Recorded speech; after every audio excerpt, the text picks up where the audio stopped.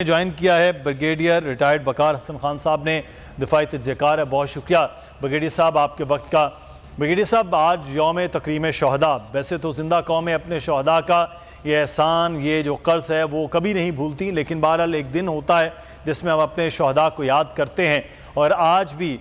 लेकिन जो कौमें अपने शहदा को इस तरह से याद रखती हैं, जो इस तरह से उनके साथ जुड़ी होती हैं, उनमें हम फ़ख्र के साथ कहते हैं कि सर फहरिस्त हैं।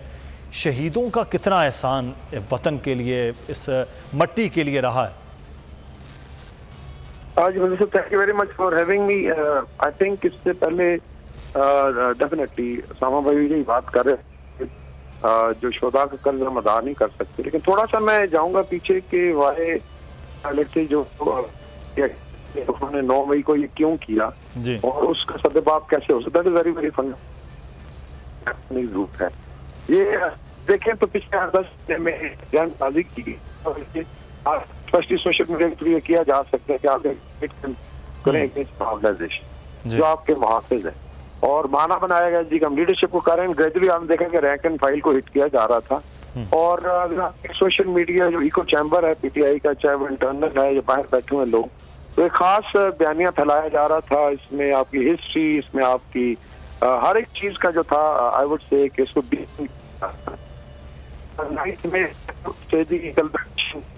जब आप एक इंफॉर्मेशन डोमेन में काम करके जहन साजी करते हैं तो किया जा ब्रिगेडियर साहब, बड़ी इंपॉर्टेंट आप बात कर रहे हैं, लेकिन आपकी आवाज़ के कुछ डिस्टॉर्शन, हम दोबारा से आपसे बात करते हैं। बड़ी इंपॉर्टेंट बात की, ये जो जहन साजी का मामला है, ये किया जाना और जो इस तरह से उसके नताइज जो है वो हमारे सामने वो आ रहे हैं, ये बड़ा इंपॉर्टेंट एक मामला है। ब्रिगेडियर साहब से दोबारा से रब्ता कीजिए जी कि हम बात करें। लेकिन उसामा, मैं चाहूँगा जब तक उनसे रब्ता होता है, ये एक बड़ा ज़रूरी है कि जो जहन साजी किया जाना और उसके असरात इस तरह से आना कि आप अपना ही मुल्क है, अपनी ही फ़ौज है, अपनी ही तनसीबात हैं, अपने शहीदों के मामलात हैं। अच्छा, रब्ता हुआ है ब्रिगेडियर साहब जी। ब्रिगेडियर साहब कंटिन्यू कीजिएगा सर, जो जहन साजी की और उसके असरात फिर इस तरह से जो हुए आप गुफ्तगू कर रहे हैं। जी बिल्कुल, इसमें जो है जो इको अगर इसका जायजा लें, पिछले महीनों से किया गया बड़ा डिलिब्रेशन के साथ, और अभी वो बड़े बहाने बना रहे हैं, ऐसा नहीं था, लेकिन आई थिंक फिर एनालिसिस करें तो आपको पता चलेगा।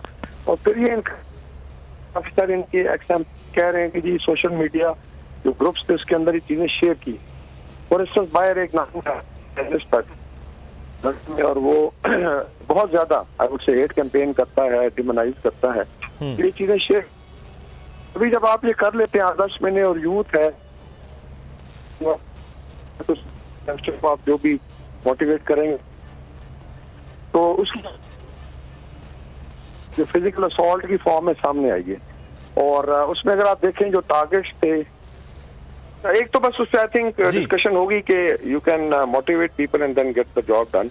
टारगेट्स पे बात हो रही थी कि टारगेट्स में मिलिट्री इंस्टॉलेशंस थी, रेजिडेंसी और फिर ये शोधा के मॉन्यूमेंट्स थे।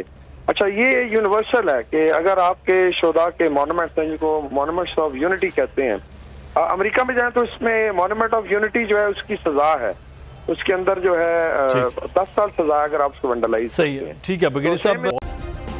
सब्सक्राइब करें और बेल दबाएं ताकि कोई खबर रह न जाए।